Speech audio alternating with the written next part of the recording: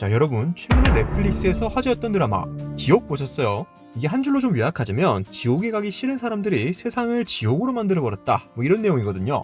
특히 그 과정에서 화살 초기 가한 물리적 사이버 폭력이 정말 섬뜩했죠. 그런데 이게 정도와 대상만 다를 뿐이지 자동차 시장에서도 비슷한 일이 일어나고 있습니다. 네, 눈치 빠르신 분들은 오늘 주제가 뭔지 아실 수도 있겠네요. 오늘은 일본차 이야기입니다.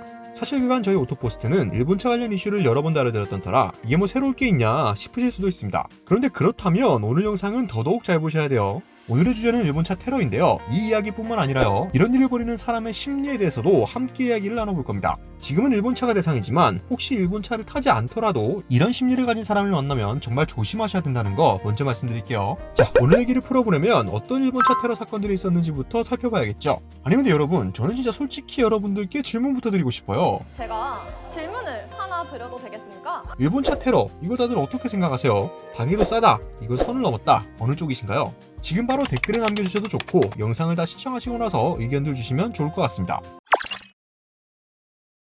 여러분, 일본 불매운동이 언제부터 시작됐나요? 2019년 7월. 와, 벌써 3년 전이네요. 일본 총리인 아베 신조가 대한민국에 대해 수출 통제 조치를 취했을 때 시작된 운동이죠. 지금은 많이 시들해졌지만 당시에는 정말 난리도 아니었습니다. 그리고 그 영향은 자동차 시장에도 고스란히 전해졌죠. 2020년까지만 해도 일본차 판매량이 2010년 수준으로 떨어졌습니다. 연 2만 대 판매를 겨우 넘겼을 정도니까 말 다 했죠. 판매량뿐만이 아닙니다. 불매운동이 한창일 당시에 어떤 일이 있었나요? 자동차 번호판 앞자리가 세 자리로 바뀌는 과도기였죠. 그래서 이런 상황이 펼쳐집니다. 불매운동이 한참인데 일본차가 돌아다닌다. 그런데 번호판 앞자리가 세 자리다.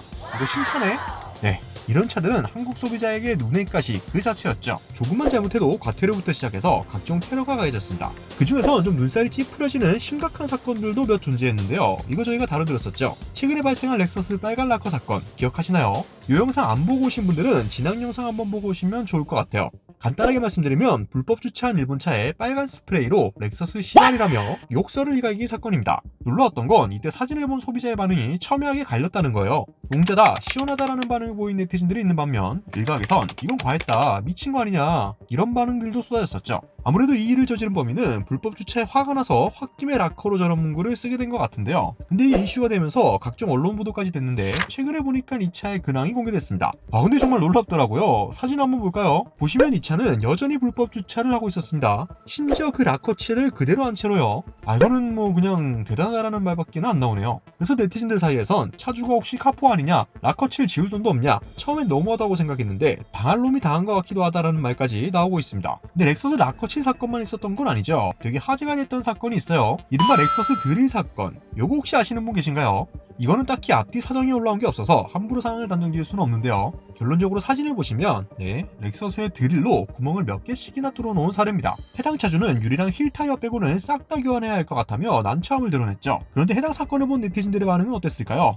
놀랍게도 최근과 크게 다를 바 없었습니다. 맘 편하게 국산차 타라, 쪽팔이 차 불안하게 타지 말고 일본차 타면 저 정도 감수해야지, 이런 반응이 있었고요. 반대로 아무리 그래도 저건 아닌데 저건 애국심도 뭣도 아니에요 라는 반응도 보이네요. 자, 충격적이게도 이거 심지어 일본 불매운동 전에 일어난 사건이거든요. 근데도 반일감정이라는 자체가 역사가 오래된 거다 보니까 일본차 탄 사람 잘못이다 라는 분위기가 형성된 것 같습니다. 이쯤 되면 궁금해지죠? 이런 일을 저지른 사람은 도대체 무슨 심리일까요? 오해하실까봐 짚고 넘어가면요, 반일감정 자체를 뭐라고 하자는 게 아니에요. 그건 개인의 자유고 신념이죠. 하지만 반일감정을 가진 모든 사람이 이런 일을 벌이지는 않잖아요. 그러니까 궁금해지는 거죠. 이런 일을 벌이는 이유가 대체 뭘까요? 제 생각에는 두 가지 이유가 있을 수 있을 것 같아요. 첫 번째, 관심받고 싶다. 두 번째, 군중 심의를 얻고 내 개인적인 분노를 마음껏 표출하고 싶다. 이렇게요. 관심 종자는 뭐 설명할 게 딱히 없고 다들 어떤 느낌인지 아실 것 같으니 넘어가고요. 후자는 조금 풀어서 설명하자면 이런 겁니다. 모두가 일본을 싫어하는데 일본차에 테러를 하면 사회적으로 어떤 반응이 나올까요?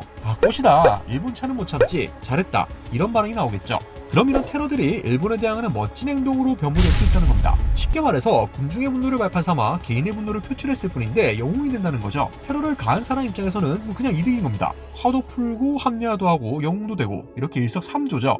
지금은 일본차를 대상으로 하지만 이런 마음가짐이라면 언제든 대상은 변할 수 있겠죠. 오해하실까봐 또 짚고 넘어갈게요. 반일감정 나쁜 거 아니고 개인의 선택입니다. 그리고 드릴 사건은 모르겠지만 불법 주차한 것 자체는 분명 렉서스 차주가 잘못한 게 맞고요. 하지만 사회 시스템을 초월한 신념은 결국 대가가 따르기 마련이죠. 이렇게 드릴로 차체를 뚫는 행위 혹은 락커칠 같은 행위는 형법 제366조 재물손괴죄에 해당할 수 있기 때문에 3년 이하의 징역 또는 700만 원 이하의 벌금형에 처해질 수 있습니다. 그러니까 사실 어떤 이유든 남의 물건에 손을 대서 피해를 주는 일은 이건 정당화될 수 없겠죠. 자, 오늘 영상은 여기까지인데요. 처음에 말씀드렸죠. 네, 여러분들은 제가 일본 차테러에 대해 질문을 어떻게 하나 생각하시는지 드려도 궁금하다고요. 되겠습니까? 제 생각을 지금까지 쭉 말씀드렸는데요. 제 의견에 동의하지 않으셔도 좋아요. 대신 구독자분들은 이런 사례에 대해 당해도 싸다, 혹은 이건 선을 넘었다, 어떤 쪽에 서 계신지가 궁금합니다.